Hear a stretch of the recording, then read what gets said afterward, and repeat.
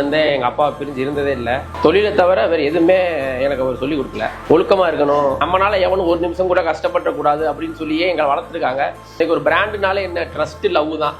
இதை எப்படி உருவாக்குறதுன்னு எங்களுக்கு எங்க அப்பா ரொம்ப அருமையா சொல்லி கொடுத்துருக்காரு. அப்பா இருந்தா கூட கண்டிப்பா இந்நேரத்துக்கு குச்சி எடுத்திருப்பாரு. என்னடா இப்படி உட்காந்து என்னடா பண்ணிக்கிட்டு இருக்கீங்க, போங்கடா வேலையை சீக்கிரம் பாருங்கடா. அந்த மாதிரி இது எங்களோட இருந்ததை விட உங்களோட தான் அதிகம் வந்திருக்காரு. அதை நாங்க சொல்ல தேவையில்லை, இங்க உள்ள எல்லாருக்குமே தெரியும்.